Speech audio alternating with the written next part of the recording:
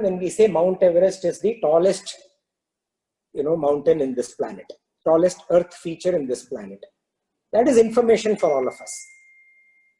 Okay, that is nothing but information, but we treat it as knowledge. Why do we treat it as knowledge? Because this information can be verified from a trusted source to be correct. That is why we treat this information, a trustworthy source, and if we are able to verify it, we take it as knowledge. And taking this reasoning even further, if we actually experience it, for example, if you go on top and stand on top of the Mount Everest and see that yes, it is indeed the tallest feature all around. Not only that, we have got an altimeter in our watch or in our phone, and that shows us that this is the height of that feature. And I've also climbed a few other tall mountains, and I know that this is the tallest that I've climbed. Then not only have I verified it from a trustworthy source, I have actually experienced it. And that is direct knowledge. So when the means of information from where we get the information is perfect, it becomes knowledge. And when the means of knowledge is perfect, it becomes direct knowledge, or you can even call it wisdom. So we can say that information pending discovery is knowledge. In Sanskrit, this is termed as Paroksha Jnana.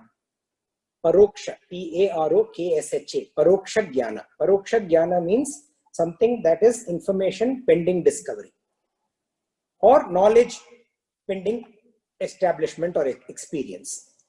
And when that knowledge is established through discovery, then it becomes direct knowledge, or aparoksha jnana. Now, paroksha jnana is paro plus aksha. Paro means other than. Aksha means eyes. So anything other than what my eyes has seen, anything that I have learned from indirect resources, that is paroksha. And aparoksha is a plus paroksha. Anything that I have experienced or seen directly is my direct knowledge. So Gurudev Swami Chinmayananda relates a beautiful story to explain this. So the other day I talked to you about electricity. There is charge all around us. There is electricity all around us, right? So my friend asks me, where is it, the charge? I don't feel any charge. I say, no, it's there. Sometimes we know that there is electricity. We have read it in our physics books. He said, yeah, we have read it in our physics book, but where is this charge? I don't see it. I don't sense it. Then I tell him that, look, if you take a plastic paper and rub it on your hand, and you have hair in your hand and it will stand, that is charge. Yeah, that's plastic, that is hair, it's standing. Where is the charge? I don't see the charge. Like, you see the light bulb, it's burning. That burns because of that electricity, because of that charge. But the light bulb is burning. Where is the electricity? I can see light, yes, but I don't see the electricity. So I'm getting irritated here. I say, and then he's intelligent also. He says, look at this bulb which is not burning. Where is the electricity in this bulb which is not connected to the source? He says, there's no electricity here. How come there is electricity there? I don't understand this. So then I say, okay, I'll teach you where electricity is. For that, you have to do electricity yoga. Okay, so this is a new form of yoga, and we'll do that yoga. So I said, step by step, please follow my instructions. So he's a very eager student. He wants to learn. So he's step by steps, he follows my instructions. Okay. So I say, pick up that stool. He picks it up. Okay, put it under that bulb. He puts it under the bulb. I say, stand on the stool. That is step 3. He stands on the stool. Go back, twist it and remove the bulb. He twists it and removes the bulb. And he says, yeah, see, there's no electricity. I told you this is not burning. I said, that's fine. Okay, don't worry about it. I'll show you electricity. Then I said, just fist your hand. He fists his hand. That is next step. Then I said, take your index finger and point it, like this. Put your hand like this. He does that. I said, put your finger where the bulb was. He puts it where the bulb was. And the next second, there's a jolt and he's fallen on the ground out of the stool. The stool goes somewhere else. And this guy is falling, shuddering, shivering. Takes him about 5 minutes to come back.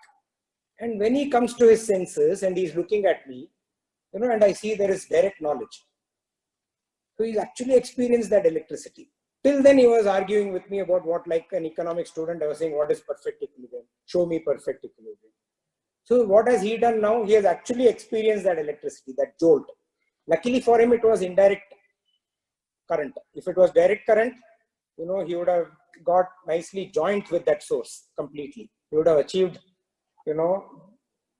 ultimate reality. But it was indirect current. So he lives to say that, yes, I have experienced this thing called electricity.